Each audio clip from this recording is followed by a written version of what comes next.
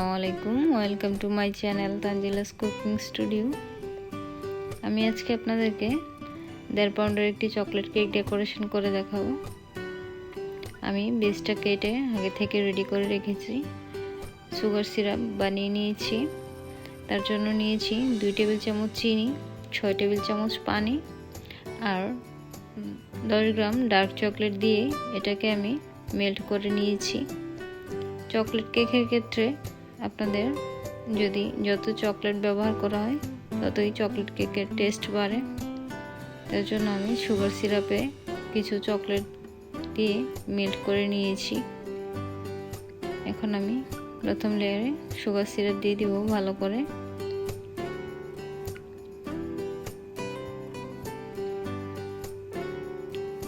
আমার sugar syrup দেওয়া হয়ে গেছে। এখন আমি হুইপ ক্রিম দিয়ে এটাকে বাটার নাইফের সাহায্যে ভালোভাবে স্প্রেড করে দিব।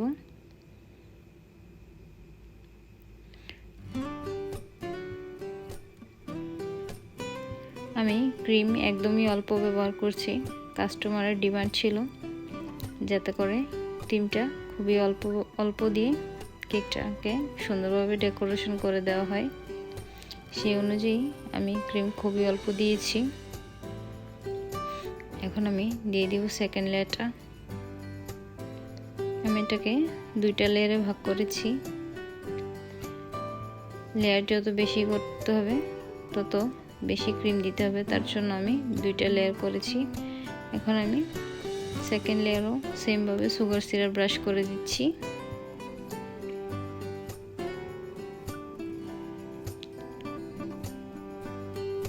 ভালোভাবে সুগার সিরাপটা দিয়ে দিব, এতে করে কেকটা খেতে ড্রাই মনে হয় না।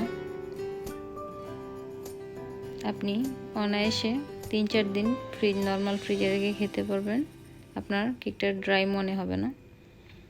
আমি এখন কিছুটা ক্রিম দিয়ে এটাকে ক্রাম কোটিং করে নিব। ক্রাম কোটিং করে আমি 1 ঘন্টার জন্য ফ্রিজে সেট হতে দিব। ক্রাম কোটিং করলে কেকের ফিনিশিংটা সুন্দর হয়, একদম স্মুথ হয়। তার জন্য আমি ক্রাম কোটিং করে নিচ্ছি।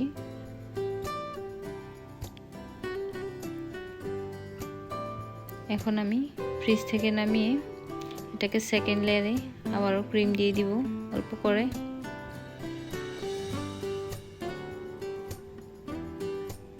আমি চকলেট ইমালশনের সাথে হালকা একটু রেড কালার দিয়ে এই কালারটা এনেছি, পিঙ্কিশ টাইপ কালারটা খুবই স্মুদিং দেখতে।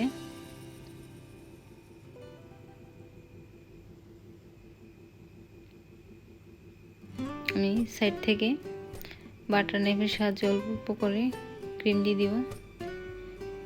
এখন আমি উপরেও বাটার নাইফ দিয়ে অল্প করে চারদিকে বাটার নাইফ দিয়ে ক্রিম দিয়ে স্প্রেড করে দিচ্ছি।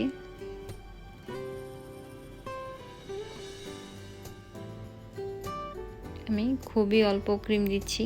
অল্প ক্রিম দিয়ে আমি কেকটাকে খুবই সুন্দরভাবে ডেকোরেশন করে নিব।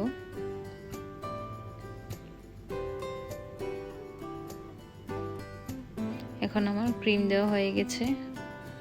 এটাকে আমি এখন ফিনিশিং এর কাজ করব। যেখানে যেখানে কম মনে হচ্ছে আমি সেখানে বাটার নাইফের সাহায্যে ক্রিম দিয়ে ভালোভাবে স্প্রেড করে দিব। এখন আমি বাটার নাইফের সাহায্যে এটাকে ফিনিশিং নিয়ে আসব। এখন একটি স্ক্রেপারের সাহায্যে আমি টার্ন টেবিলটা ঘুরিয়ে আমি জাস্ট বোর্ডের উপরে স্ক্রেপারটা রেখে টার্ন টেবিলটা শুধু ঘোরাবো। এতে করে কেকে খুবই সুন্দর ফিনিশিং চলে আসবে। দেখুন আমার সাইডটা অলরেডি ফিনিশিং চলে এসেছে। এখন আমি উপরে স্ক্রেপারের সাহায্যে সমান করে দিব। তারপরে বাটার নাইফ দিয়ে যেখানে যেখানে একটু উঁচু নিচু হয়ে আছে আমি একদমই সমান করে দিব। বাটার নাইফটাকে ডাবানো যাবে না, একদম হালকা হাতে করতে হবে। আমি আবারও একটি স্ক্র্যাপার দিয়ে সাইডটা ভালোভাবে ফিনিশিং দিয়ে দিব। এখন আমি বাটারটাকে একদম ক্লিন করে উপর থেকে এক সাইড থেকে টান দিব একদম হালকা হাতে, তাহলে কেকের ফিনিশিংটা খুবই সুন্দর হয়।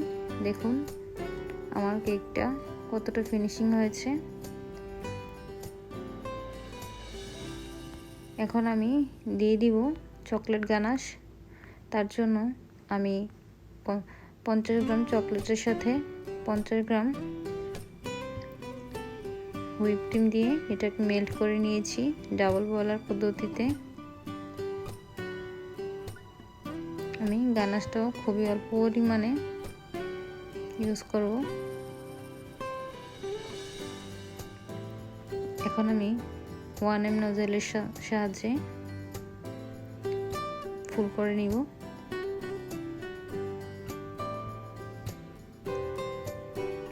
নজল দিয়ে খুবই সুন্দর ফুল হয়,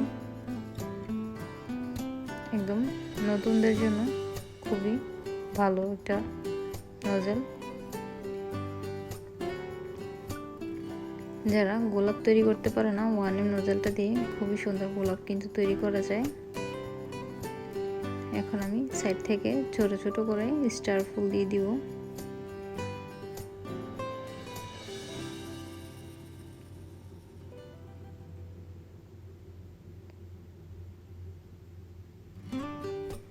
দেখুন খুবই সুন্দর ডিজাইন কিন্তু তৈরি হয়ে গেল।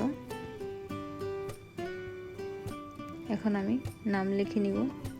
এটা একটা ফ্রেন্ডশিপ কেক ছিল। একজন ফ্রেন্ড তার আরেক বন্ধুর জন্য নিয়েছিল কেকটা।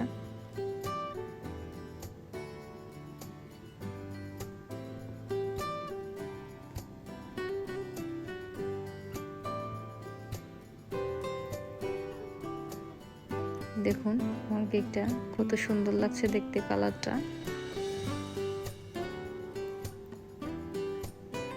আমার ভিডিওটি যদি ভালো লেগে থাকে অবশ্যই আমার চ্যানেলটা সাবস্ক্রাইব করবেন, লাইক কমেন্ট শেয়ার করে আমার পাশে থাকবেন। আপনাদের ভালোবাসা আমার কাম্য।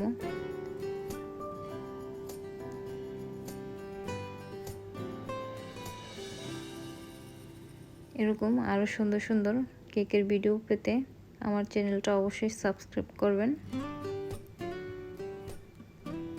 দেখা হবে পরবর্তী কোনো ভিডিওতে। ভালো থাকবেন সবাই। আল্লাহ হাফেজ। আসসালামু আলাইকুম।